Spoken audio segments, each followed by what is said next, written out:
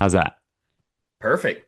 That's the clearest Okay. audio I've had so far, so that's good. Really? I Yeah. appreciate it because we have some people on the podcast that I produce and they come in and it's like they're in their car on like 10-year-old headphones. I'm Yep. like, all right, this is You gonna be gotta a lot just of make work it in work. post. Yeah, I mean, I just kind of accept that there's, you know, I can have the mic, but I can't expect like my guests to have mics. You know what I mean? Like if they do, they probably Yeah, have their own podcast or do something. So totally. The other awesome. thing, sorry, I'll let us go here. Oh, you're good. But the other thing that has like changed my life Yeah. is in these Zoom meetings turning off my self view so that I can't be distracted and look at myself. Oh, I so read you somewhere only have that it all like on me right now. I can only see you, and someone told me, or I read that if we have our self view on, it takes like 17% of our cognitive function away to just like check in with ourselves. Really? So like it has changed my life Well, the only thing with that is you don't want to have spinach in your teeth. That's the one thing. that's true. That's true. And I usually do. I like You always. always just always have spinach in your teeth. There's always something in my teeth. God forbid I wear a white shirt. I will be wearing my lunch. Awesome. All right, well, we can honestly get into it. Thanks for joining Sure, the let's jump in. podcast. I liked Happy to be here. yeah. I so we have Carter Easler with us on the WAG pod, and today you are the director of education on both CBD Dog Health and MycoDog. Is that correct? Yeah. Yeah, Um, it's been a role that I have really loved and has just gotten more and more interesting as we've grown and been able to kind of expand our research capabilities and yeah. allow me to really focus on education. Right, right. No, that's amazing. So, just give me a little bit of background. What exactly is MycoDog? I was, you sent me over some questions to kind of roll through, but ultimately, you're doing clinical trials to kind of discover ways that mushrooms can provide comfort to senior dogs, essentially. Yeah, pretty much. I mean, MycoDog really stemmed out of the needs of the senior dogs that we saw on our founder's rescue farm, Fireflake Farm, Yeah. which was a sanctuary for senior dogs and farm animals.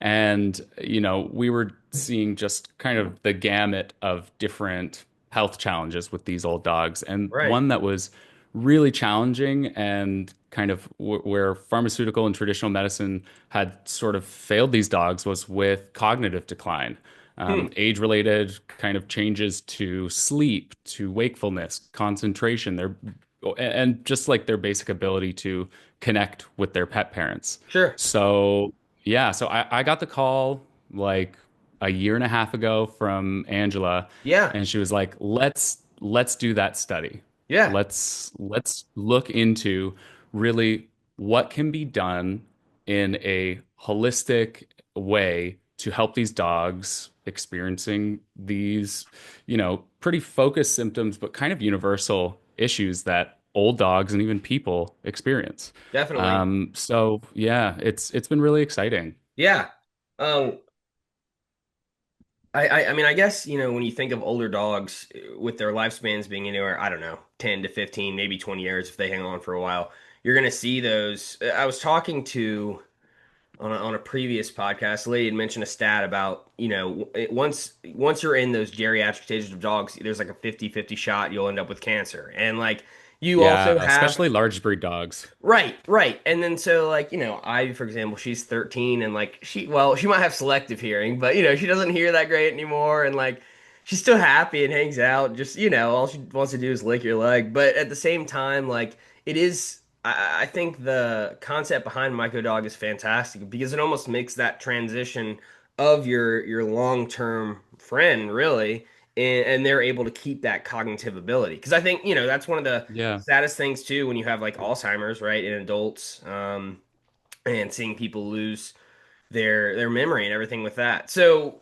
back to Yeah. MycoDog, I guess before then, you with CBD Dog Health, you had worked. How many years have you been working for them?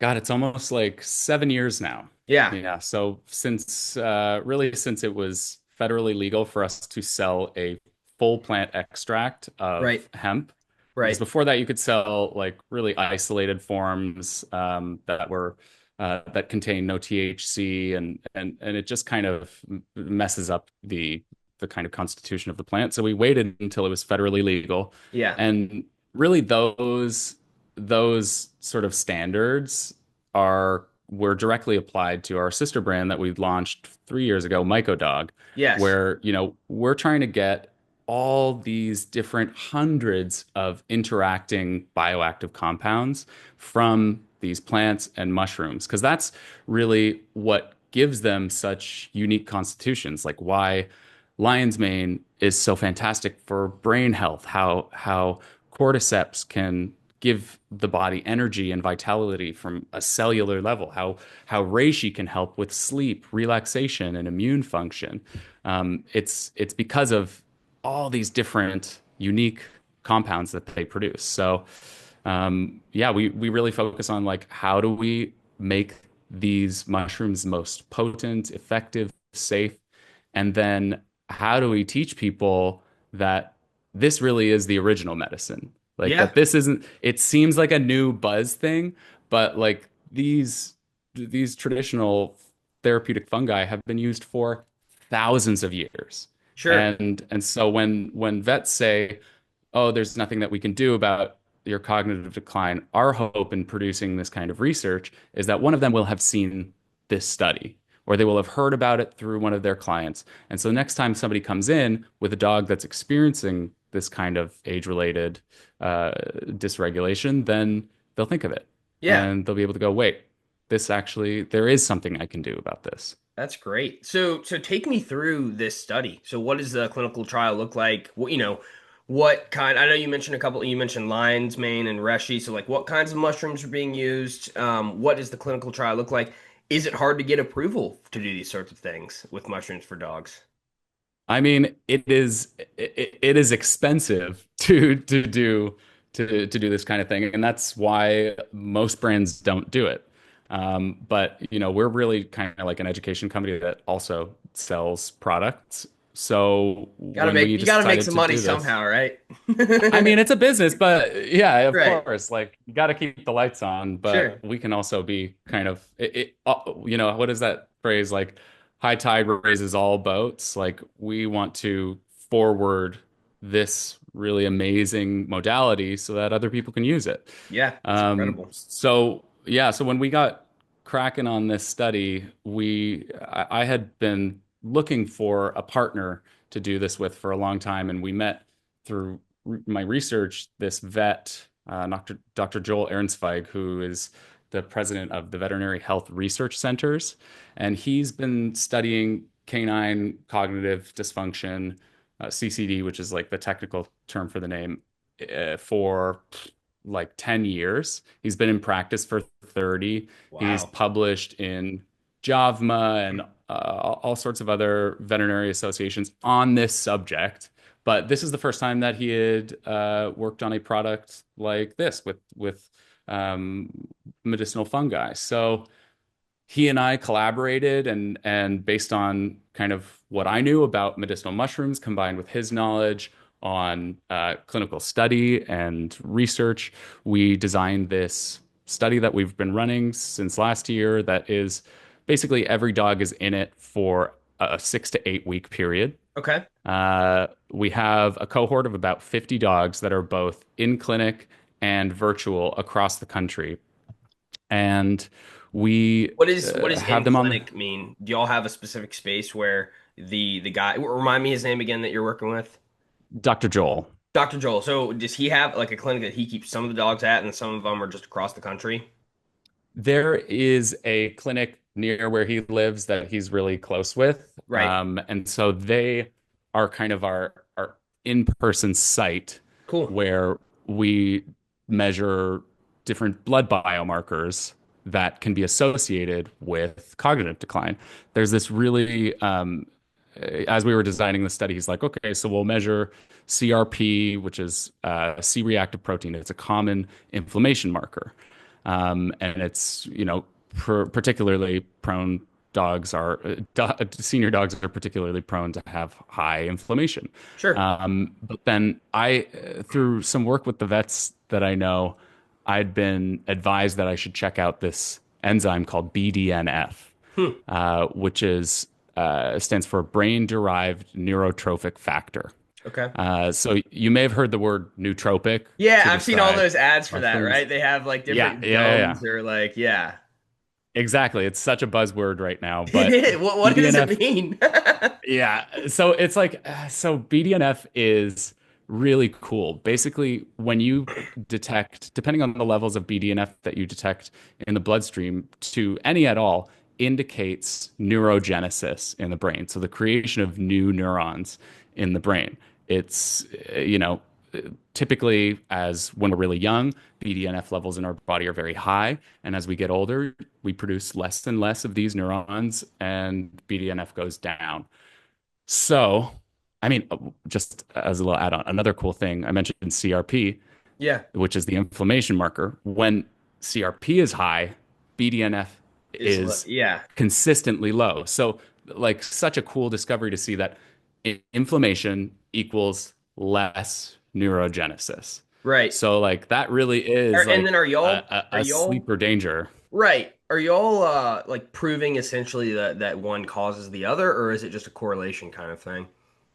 Really, what we want to show through our research is Hmm? that this combination of medicinal mushrooms and adaptogenic herbs, including lion's mane and Bacopa monnieri, are a successful and safe way to help manage these problems that our old dogs are facing. So they're taking our clarity formula, which is specifically for these kinds of issues, Yeah, which, like I said, contains reishi, cordyceps, lion's mane, ashwagandha, and Bacopa monnieri. They take it twice a day for 4 to 6 weeks after an initial monitoring period of 2 weeks to set their base level, so we know where they're at. exactly. You have the And then control to go back to every time. yes, yes. And yeah, so we measure them for that time, and all the while we're getting, you know, we're using a validated, really long form quiz survey that these pet parents take at the beginning. They do it once a week, and it tracks everything from how many times are they getting up in the night? Are they having accidents in the house? When you let them out, are they getting lost? How is eye contact? How is their relationship with the other dogs, with the other people in your home? Some subjective data that we can pull, but that is really grounded in an exploration of the standard expectations of this condition. Yeah. That's great on its own, but that is also something, like we have our super fans who would just be like, it was horrible and now it's great. Thank you so much. Like Right. there people want to help Sure. oftentimes, and that's why in research we can't just rely on that subjective data. Exactly. But that's the importance of us, measuring these different blood biomarkers, and also of having a third way to validate this. We have a 24-hour monitoring device on the pets Yeah, that it's a can collar track. essentially. Yes, yeah, pretty like dog Fitbit, Nice. dog Apple Watch. Like it tracks everything from their sleep quality, how many times they're up in the night. It can track if they're pacing during the day. Yeah. It has some really awesome AI features Oh, that's that can great. kind of establish different behaviors and then track those based on the way that they're moving. Yeah, it's Um, funny to think back like thousands of years ago when there was just like wolves. To think that like now they have Fitbits on them. Like looking back, like I wonder what they would be like. All right, what's going on right, right now? right. Honestly, I'm sure that they were happier and healthier back then anyway. Right. They could just find the mushrooms in the forest and be like, "Oh, that's pretty good." Exactly. Yeah, that is one of the coolest concepts that I've learned over the last 5 years. Is Yeah. it's called zoo pharmacognosy, Hmm. and it's this observed behavior that animals of many, many species can sniff out and find the different medicines and remedies that they need in Yeah. nature. So That's cool. awesome. I'm sure that's honestly been bred out of dogs a lot now. Like, and I mean, not all of them, but like, I mean, of course, I just saw a video on Instagram where like a black lab was Right. finding all these mushrooms because they're trained to do I that. But just saw that too. yeah, Yeah. I was like, oh, those are pretty We're good. on the same feed. Yeah, that's exactly the algorithm we Yeah. see these But days like with but dogs. like you look at when like dogs eat grass, Hmm. you know, that when they choose to put more roughage into their diet, like that's an indicator. They know what's good for them. I agree though. I'm like if Archie was in the wild, he would be such a great hunter. Yeah. So I'll let him kind of chase a You let rat him or a check it bird. out a little bit. I'm like, you know what? If this all falls apart, like, and we move into the woods, then at Yeah. least you're gonna have some base skills. Oh yeah. It's also hard, like you see, I think a lot of these things on Instagrams and you see, and it's hard to know like what's true and what's not. Like you can put just information out there. Like for example, like talking about the grass thing, like I remember I read one time where it was like, well, if you see your dog eating a lot of grass, like that means they're dehydrated because they want the dew. But like I think maybe my dog just likes eating grass. You know what I mean? Like I just Yeah. who Yeah, knows? I mean, of course it can be excessive, but them eating plants that add roughage to their diet, it can aid with digestion. It can also mean that there are certain things that they could be deficient in, like when Like, dogs eat poop yeah, chronically. Usually that indicates some sort of gut microbiome imbalance, interesting. nutritional deficiencies. Like their noses are like 10,000 times as strong as ours. They can smell the different nutrients that they're not getting. Right. And they can, it's like when horses lick like want a salt lick or lick different things that are going to give them the mineral content that they need. Sure. Interesting. Yeah. Well, I mean, I think that's what I like too about what MycoDog is doing is you guys are actually like putting doing a clinical trial to like put proof behind what your guys' I guess theories and now concepts are, right? Yeah. I mean, science is so important to have behind these what are considered alternative health and wellness tools because in a lot of cases there is snake oil being sold and there are claims being made by companies that produce these popular products in order to just make a buck. And so it requires a lot of discernment on the end of the consumer and the retailers who represent them, the veterinarians who use them. And for a lot of people, that's just like it's too much to ask. They're not gonna go home and read the 50-page clinical study report that we're publishing. Yeah. So, an educated consumer just has to kind of do the bare minimum at least to like see what this company's about, see who's Exactly. behind it, see if they are providing validated information. Um, because, like even in the mushroom world, you can have something labeled chaga, for instance. Chaga is an amazing fungi that has some of the highest antioxidant content of any natural substance. It's great for gut health. It has anti-cancerous properties.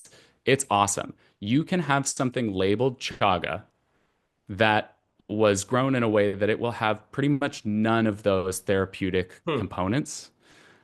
Because in this specific case, chaga is a parasitic fungus that grows on live birch trees. And that could There be a are lot of different things. Like Yeah, exactly. there are specific chemicals that are only in the bark of a live birch tree. So that's something that then the fungi transmutes into these different beta glucans and triterpenes that have therapeutic values. You can also grow chaga on rice or Hmm. oats or sawdust from industrial byproduct, and you can put it in a bottle with great marketing and call it chaga, but I wouldn't give that product to my dog, to Exactly. my And then how family. do you tell a difference between what is that snake oil and what's like a and I think it's a lot of it is branding, right? I mean, I think you guys, I mean, I love following both y'all's pages. Y'all do a very good job of social media. You have informative information, you have facts for it. And I think when people are looking to buy products, obviously you have your super fans, like you said, but when someone new is looking to get into the space, I mean, I feel like just it's just, I guess, the American way of being like, oh, this looks nice, so I'm gonna trust it. But that being said, like Yeah. great names, great products, like that makes a difference. I truly believe that. Yeah. Yeah. I mean, you got to go back to what is the intention behind this? And in these cases, say you're dealing with a dog that is not sleeping through the night, that you're losing connection with, that is, both keeping you up and keeping you with messes to clean up around the house. Like maybe it's worth spending 15 minutes to go, okay, what do I actually need to look for so that this thing that I'm going to spend some money on is actually worth its snuff. Yes. So if I Yes. could give like a top list of things that you should look for in a medicinal mushroom extract, whether for yourself or for your dog, whether you use our company or another one, you should be asking them. That first concept that I talked about is about the substrate that it's grown on. So you want it grown on its native substrate. If it grows on birch trees in nature, you want it grown on birch trees. If it grows on another hardwood, if it grows in soil, make sure that it is harvested and grown, cultivated in kind of the closest thing to its natural environment. The second thing is that mushrooms need to be extracted. They have this really tough cell wall called a Hmm. chitin that we don't have the enzymes to break down. Some insects and birds do. Our body doesn't produce it. So if you just grind up reishi mushroom Yeah. and you take it, you can't digest it. You can't extract all those things from And then it. you So it don't needs to have the, be yeah, you don't have the benefit from it. no benefit. So it needs to be extracted as well. What Um, exactly is extraction?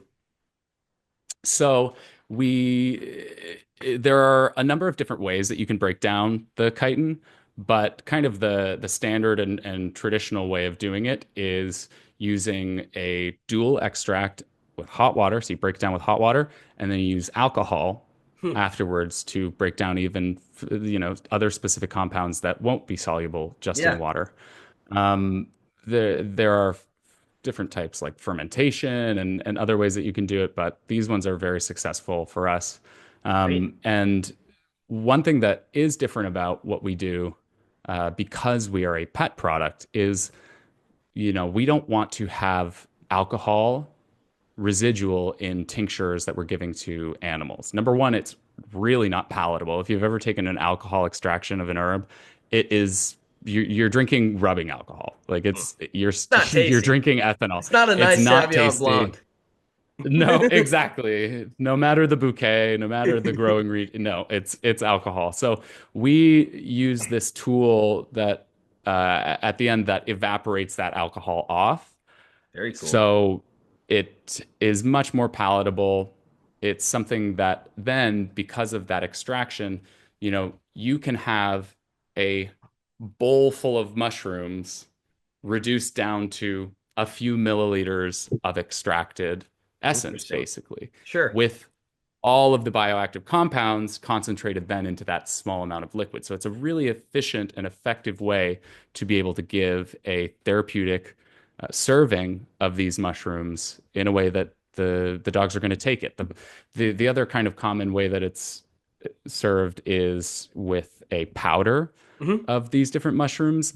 But the drawback that I see with that is really about palatability. Number one, like reishi mushroom is really bitter. And when you Yeah. just have reishi powder and you load it onto your dog's food, a lot of dogs on our rescue that wanted high levels of reishi in their diet, who had cancer and other autoimmune diseases, they wouldn't eat it. You Right. know, Have you you have you put it, you heard throw it of on their food. have you heard of people eating like when they take mushrooms, putting it on like a peanut butter sandwich before?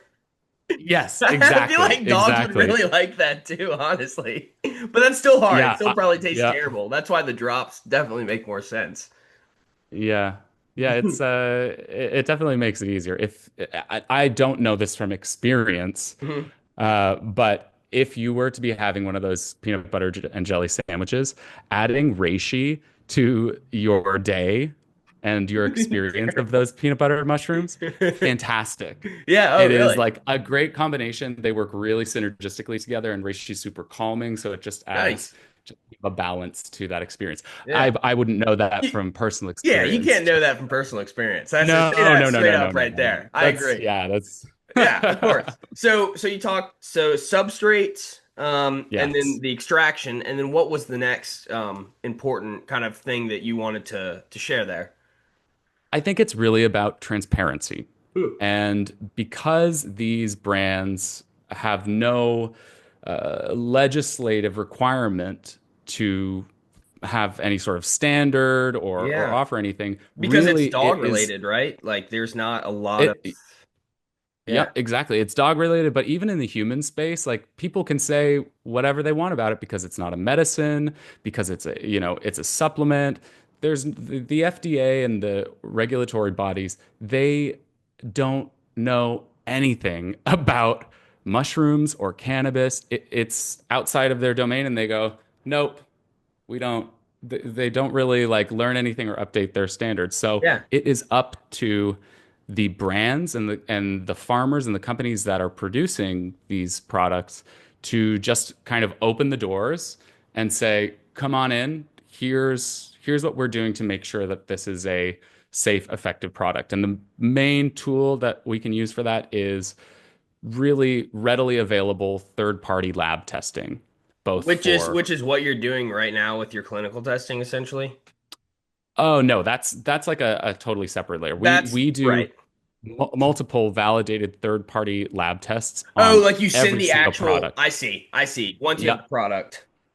Yeah, I Makes mean sense. throughout the process, like we test at the point of harvest, Hmm. we test at the point of formulation. So once we have the combination, and then we test post bottling. So once it's in there, it's got a plastic collar on it. We crack one open and we test it again there. And the point of it being third party is it's not coming from some in-house lab where I can go, "Hey Exactly. Joe, bump up the beta glucans on the lion's mane a little bit." It's somebody out there who's putting their name on it, who's using sophisticated lab equipment, and get, and we are buying that report. We're buying that work so that they can give it back to us. And we can show you not only that they are potent, that they have everything that they're supposed to have in them, but also that they don't have any heavy metals, any mycotoxins, any other bacteria, any pesticides. So it's these products are helping dogs that are often really sick. So we don't want anything. We don't want any glyphosate and Right. You don't want to make lead them and sicker and have your product, like, obviously, yeah, take the dog out. That would not be good.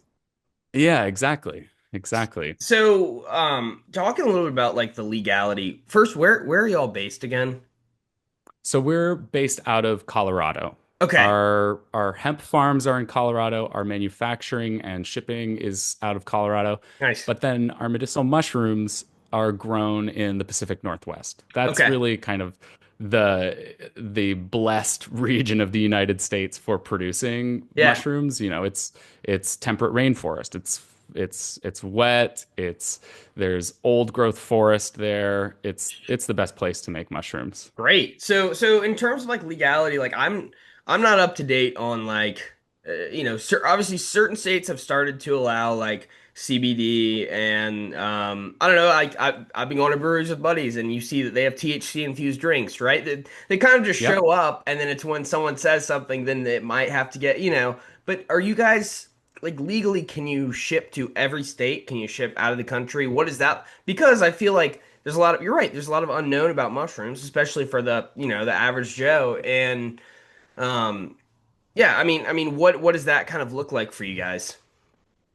So it's I there's two different sides of this. The medicinal mushroom side is much less complicated than the cannabis side. Sure. Medicinal mushrooms are completely legal federally and across states. Oh, wow. They're really somehow they have escaped the ire of the pharmaceutical industry largely undetected. Hmm. And I think that now it has exploded so quickly that the pharmaceutical companies haven't had time to really adapt the strategy where Exactly. we've had 80 years of cannabis prohibition built Right. on so much hysteria, so much dark money. Sure. So that's a harder legal landscape. But mushrooms are available everywhere. They are totally legal. We ship them internationally. Yeah. Um, So it's very open, and I'm so thankful for That's cool that. to hear. I wonder what the future of that looks like when Big Pharma starts to get involved.